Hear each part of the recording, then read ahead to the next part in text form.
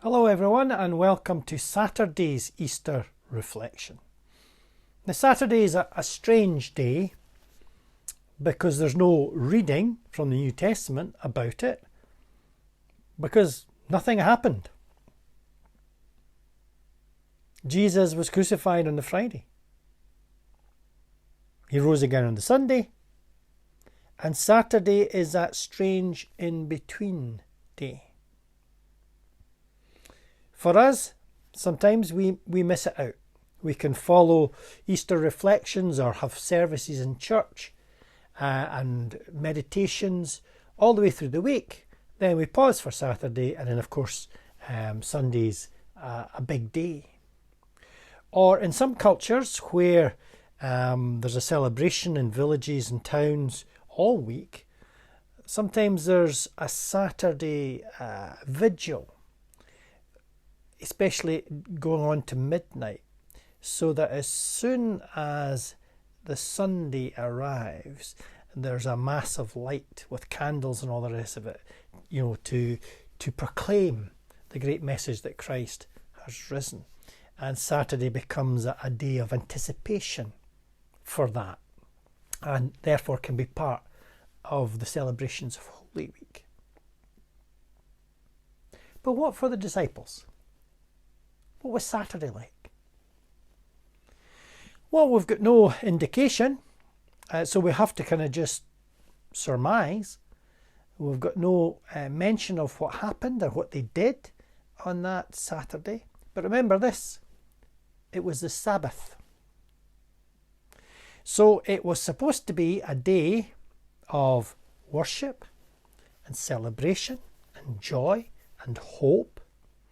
Of course, it was a day when there was no work, but that rest didn't mean to say that they were sleeping. It was a celebration of God's day. And if we look at the origin of the Sabbath in Genesis 1, in the structure of Genesis 1, the creation story, the seventh day is at the end. So it's a climax of God's creating power. So you get the 6 days of creation, and it culminates, it focuses at the end on the Sabbath, almost like a triumph, almost like a well done. It was a fulfillment, a culmination of the process, and therefore a joyful day. But for the disciples, that could not have rung true. This must have been the worst Sabbath they'd ever experienced. It was the culmination of nothing. In fact, it was the end of everything that they had hoped for. Or at least it seemed to be the end of everything that they had hoped for. And perhaps that first Sabbath, it wasn't even the thought, it's the end of this. Perhaps they hadn't worked through their feelings of shock and horror at what had happened. Maybe it was just a nightmare day. Or maybe it was just a day of complete numbness. They couldn't articulate it. Or they didn't know what to think or what to say. And I want to read the first few verses of Genesis 1. In the beginning, God created the heavens and the earth. Now the earth was formless and empty. Darkness was over the surface of the deep, and the Spirit of God was hovering over the waters. And God said, "Let there be light." And there was light. I want to draw your attention to that beginning, before that magisterial command, "Let there be light." There's darkness. There are waters. The deep, it's called. It's the image from the ancient Near East of chaos. And the Hebrew, tohu wabohu, which refers to, and the earth was, formless or a void or empty. And it's the sense of nothing, nothingness in existence. And the Message Bible translates it rather interestingly. It says this. First this, God created the heavens and earth, all you see and all you don't see. The earth was a soup of nothingness, a bottomless emptiness, an inky blackness. Now that brings out tohu wabohu.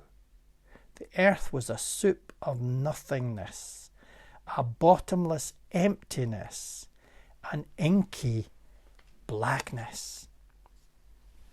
That's a very good translation of the Hebrew. That comes close, I think, to what the disciples must have been feeling. And some of you watching this today, you will recognise, or it will resonate, these words may resonate with some experiences you've had over the years, where that's exactly what you've felt like. You've just been empty. You don't know what to say. Things have turned in upon you, and it's a difficult time. And when that has happened, who knows what has sustained you? Maybe your faith did. Maybe in the end you managed to get through that by the grace of God. And today when we think about the disciples, we must feel for them. You see, we know the end. We know how the story ends. So we're looking forward to Sunday so we can say Christ is risen. They didn't quite get that, as we've seen from the conversation between Jesus and his disciples. And Friday would have come as a huge, huge shock. So wherever they gathered, in hiding, of course, because they were frightened, they would have realised it was the Sabbath. Were they in the mood for worshipping? Or was it just despair? And there are times people of faith can feel like that. But remember this. It's okay to acknowledge that. Sometimes in the Christian faith, what we lack is realism and honesty, especially with each other. Christians are awful bad at putting a brave face onto it. How are you? Oh, I'm fine. When you're not fine.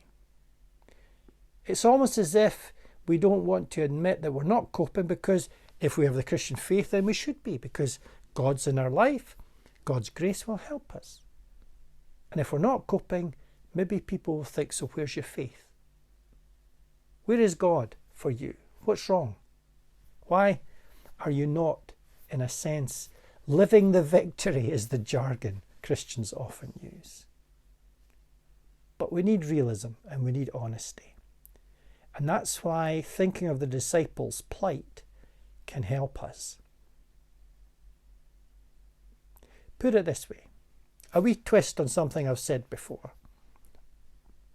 I usually say it's Friday but Sunday's coming. Well, it's Saturday but Sunday's coming. And if you're in a Saturday moment, hang on in there.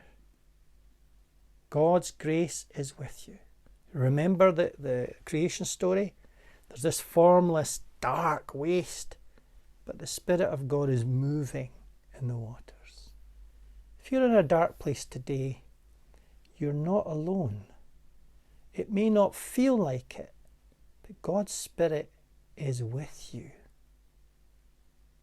And you will get through it. It's Saturday,